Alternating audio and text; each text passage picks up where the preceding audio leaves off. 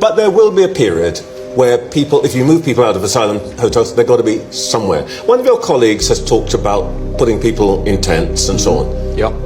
Is that what you want to do? That's what the French do.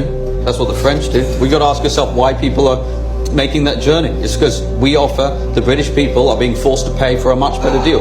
You know, you talk about offering safe and legal routes. I said the not Tory to. party, the I Tory said not party to. offered safe and illegal routes, which is why hundreds of thousands of people came here illegally. There hasn't really been a proper answer, by the way, to the question from the gentleman about veterans. And I have personally spoken to veterans, and this is where it gets to Bond villain levels of wickedry. One of the things that the current government does, and the Tories did for 14 years, they offer big contracts to these big contractors like Serco. And Serco go in as a corporate landlord and say, we are going to offer enormous rent premiums to local landlords. I want to finish this point. I know you think it's important, but we're moving into very different territory, veterans who which is not an answer to her question. It's not an answer to her question, I'm afraid. Nobody else answered.